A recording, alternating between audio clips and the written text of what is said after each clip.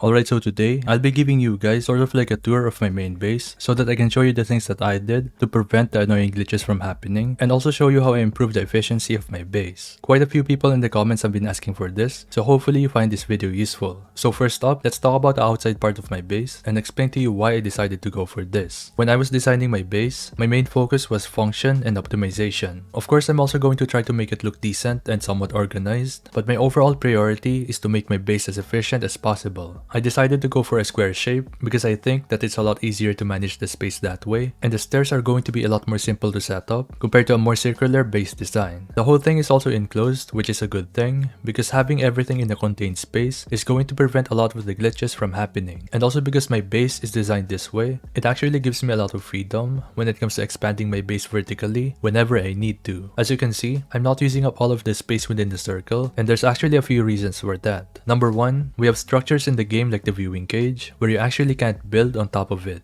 Trying to put something like this in a building is going to be a lot of hassle, so it's better to leave a little bit of open space outside the main building so that you can still have something like this in your base without it interfering with anything. I'm currently using the viewing cage for my in-house trading post, and so if you're interested in building this for yourself, then I recommend checking out my other video after you watch this one, linked in the description below.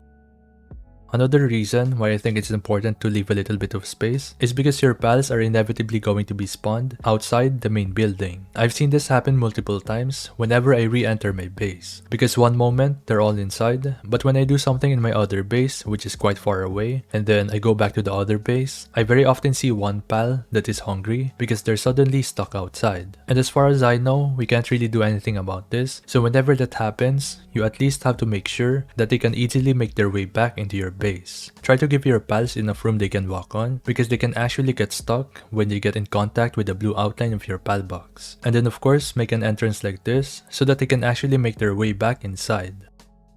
And now looking at the inside of my base, you're going to notice that there are no empty space in the walls. This is important because your pals can actually get stuck if you leave an empty space on top of the walls. As for the height of my ground floor, it's only 3 walls high, preferably 4, but I don't really like assigning Jormuntide to my base, so it doesn't matter all that much. But if you want the safest option, then definitely go up to 4 walls in height because you're gonna be able to accommodate bigger pals that way. Over here, I have my lumbering and mining stations lined up, and specifically for the logging site, your pals can actually get stuck on top. So what you can do is place a roof like this so that they can no longer get stuck. Also keep in mind that you can't place the roof after you place the logging site, so you have to place the roof first and then you can build the logging site underneath it.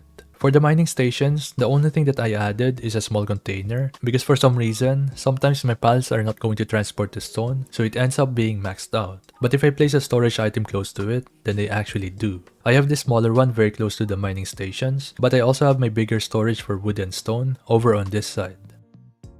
I mentioned this in my last video, but I also made sure that I'm leaving one tile of space between the wall and the different stations that my pals interact with. Because majority of the time, the places where your pals get stuck are either on top of a structure or in between the wall and some other structure. It all has to do with how the pathing works in this game, but an easy fix for that is to leave a good amount of space beside your walls. For the next one, we have my medicine, cooking, and smelting stations. Similar to the logging site, your pals can also get stuck on top of the electric furnace. So I also placed a roof on top of it and basically just extended it towards the medicine and cooking stations because I think that it looks way better that way. And then of course I have my power generator, but I made sure that I'm not placing this anywhere near the wall. Moving on, we have my pal beds, and it might seem like I just randomly placed them this way, but there's actually a reason for this. I have the large pal beds in front because whenever your pals get injured or they simply get grouchy, they're actually going to sleep on the bed where they first come in contact with. And the main purpose for the large pal bed is to help your pals recover quickly, so having this at the very front is going to make sure that your injured pals are going to sleep on this.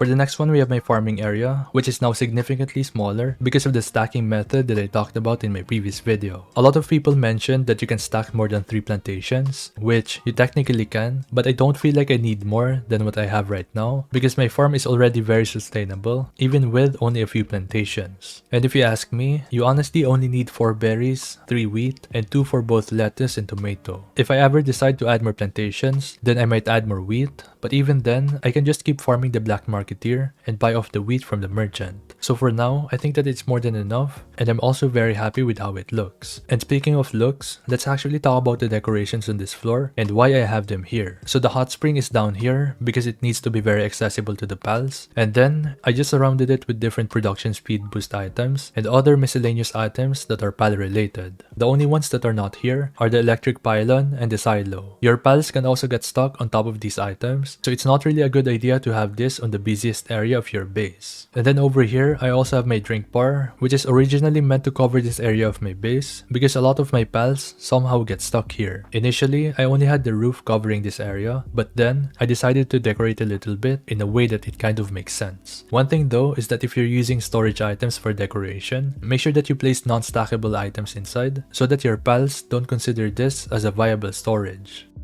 Moving up to the second floor, I have a double staircase, and the reason for that is because more pals are gonna be able to move up the staircase. Currently, I don't use any gigantic pals, but when the time comes that I do, and they need to go to the other floors, then my staircase is more than ready.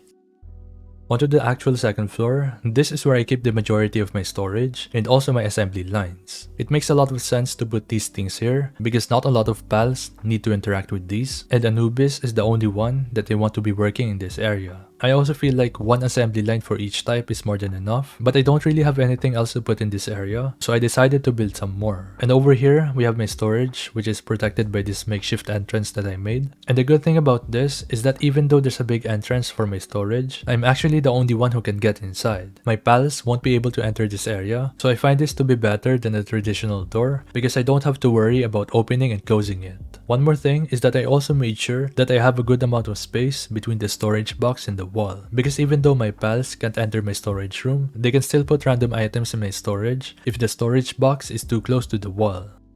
And over here on this room, I was messing around with different interior designs, so this area might not make a lot of sense. It doesn't really match the industrial design of the rest of my base, so I'll probably just copy this design onto a different building in one of my other bases. But for the meantime, it's kinda nice to have this, because this area is just going to be an empty room if I get rid of this.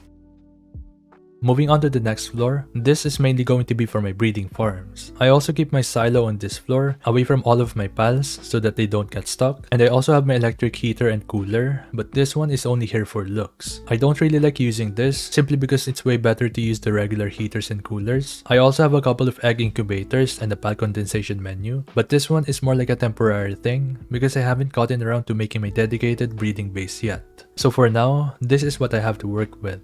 I'm very happy with my main base right now, but if I were to make some changes, then the biggest one is probably the location. It's not because the location is bad, but only because I kinda want all three bases to be very close to each other. If your other bases are actually too far away, then there's actually a production penalty where your pals are not going to work as efficiently when they're outside of the rendered distance. They're also not going to pick up items, so because of that, I definitely want my bases to be close together, specifically very close to the mining sites. With that being said, that is pretty much everything I have for this video. Hopefully you found this video useful and you are able to apply these ideas in your base. And as always, don't forget to leave a like, comment, subscribe. Thank you so much for watching, and I'll see you in the next one.